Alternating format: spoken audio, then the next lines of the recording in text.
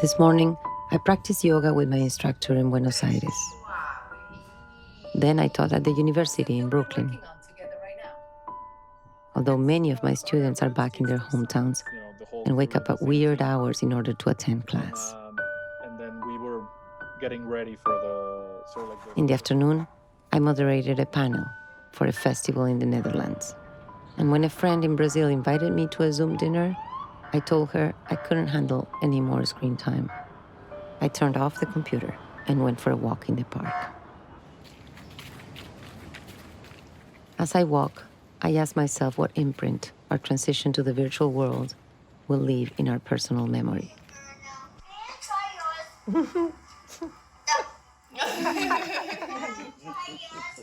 How do we remember when there were no places, smells, objects, those physical markers that we use to hold a memory and encapsulate a moment?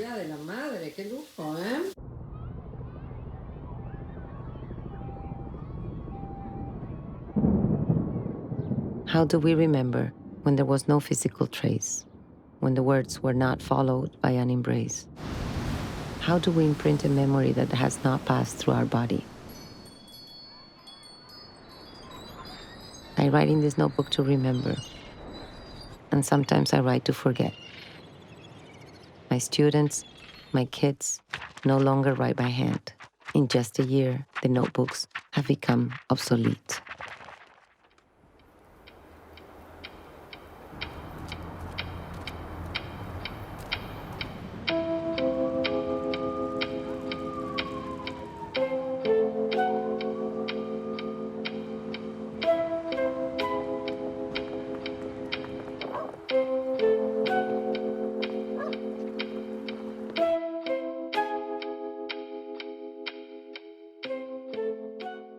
Today, we are going to be talking about an artifact that was greatly used in the past, the notebook.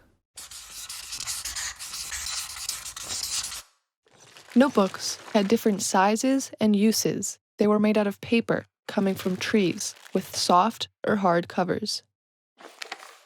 Depending on the need, notebooks could be lined, grid, or blank. Lined paper had a series of horizontal straight lines and a vertical margin. The lines were meant to keep handwriting on its course and avoid deviation. We will explain the concept of handwriting later on. Grid notebooks were used for geometry, as they helped to visualize spatial dimensions. Blank ones were used for drawing. So you open the notebook and turn the page in this order. You can't skip any pages, and you can't scroll or jump. Boring. Notebook advocates claimed that these artifacts helped visualize a journey or progression in learning. They claimed that the acquisition of knowledge would get scattered and lost if laid in loose leaf or in web pages. The notebook wasn't only used for school. Many used them for work and in their everyday life, to manage their time and contacts, called address books or calendars, or to make personal annotations called journals or diaries. It was common to give little girls journals with keys and locks. A popular end-of-the-year tradition was to gift planners to wish for a happy new year.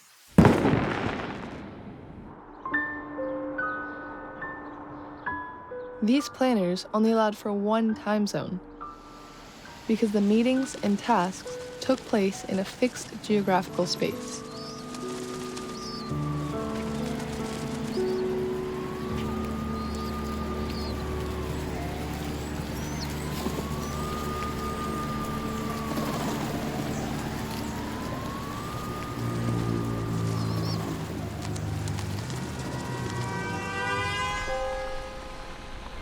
There was a time when, at the end of the year, I used to transfer my contacts from one phone book to another.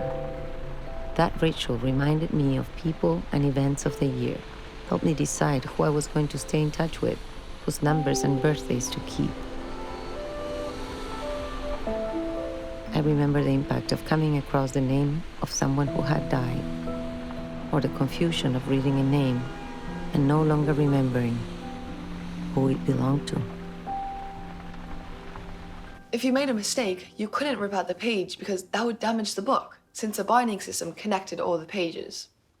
If you made a mistake in ink, you could just strike it out, but everyone would be able to see your mistake. If you used pencil, you could just erase it, but there'd always be some sort of physical evidence of your errors and doubts. It's not particularly nice for someone who wants to be perceived as flawless. All right, Nina. Good take.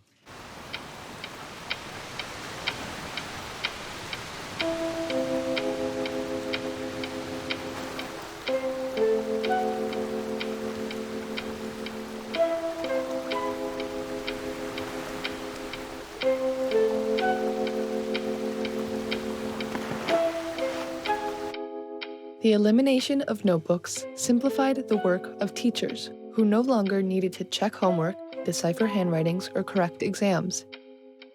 Finally, transparency and equity was guaranteed by the algorithm.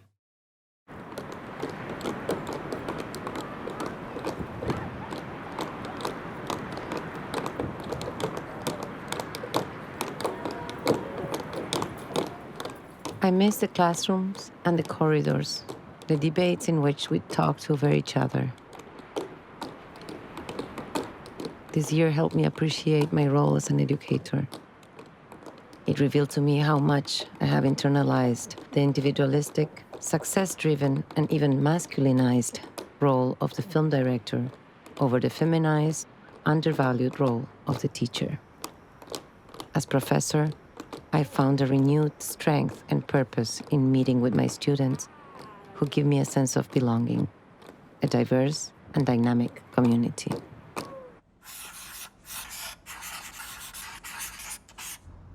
Handwriting was the physical act of writing. It was taught in schools to 5 or 6-year-olds. With enough practice, the stroke would eventually transform or evolve. You could identify someone's profession, their mood, their level of education, or even nationality by their handwriting. Busqué entre sus papeles las palabras sueltas y me las tatué. I write in English with a Russian accent, even though I don't speak with a Russian accent. And even though I can barely write in Russian anymore.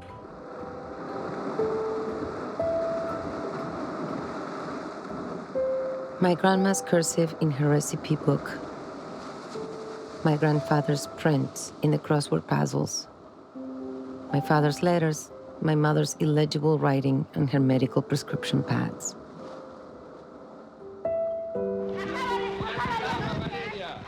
You could spot emotion, fear, agitation, and doubt in handwriting. It could express affection, like a caress. It could be expansive or shy. Writing is a gesture, an individual mark. It starts clumsy, laborious, and it becomes distinctive and personal. And with age, it can get hesitant and blur. What is lost when we lose our own handwriting?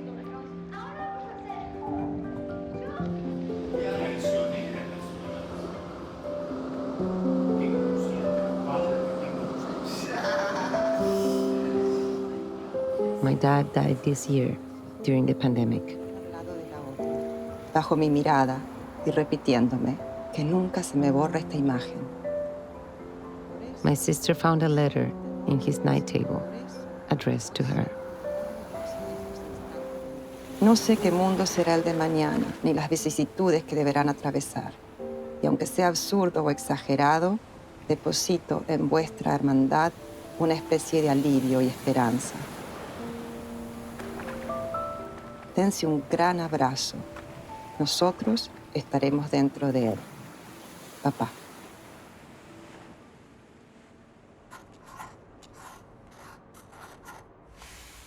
This is one of the mysteries of the notebook era, the proliferation of doodles. We're still trying to figure out exactly what their messages or functions are, for it's become quite hard for us to decipher. They generally appear in the margin of the text, somehow connecting to the body of the text, but also to the inner life of the student. They're totally unrelated to the area of study.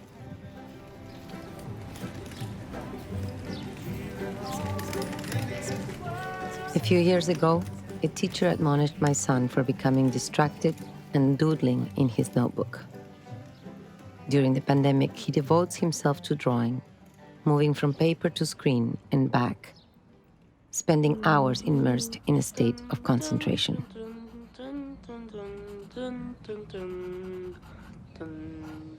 There's a small town in Santa Fe, Argentina called Garabato, or Doodle. We are still investigating the relationship between its inhabitants and this practice. Tango also has its own doodle, the firulete. But its connection to writing could not be verified by the algorithm.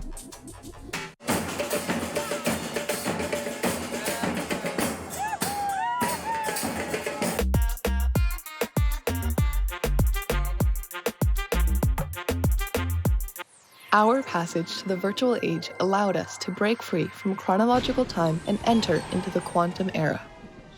We no longer need to transport ourselves in order to be in different places at the same time and live in parallel and simultaneous realities.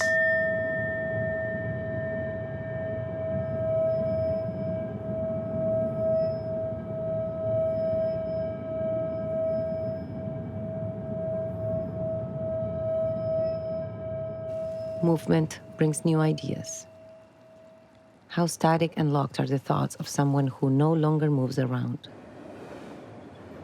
Of someone who goes from work meetings to social life with just a click?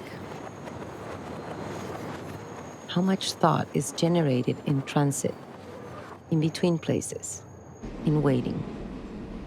What do we lose when we no longer approach others? When our lives stop crossing paths? When we live in controlled pods? When we cannot see the world from mobile and multiple perspectives, and we are locked down in a fixed point? What do we lose when we can no longer put ourselves in each other's shoes, or simply be somewhere else, or meet someone new?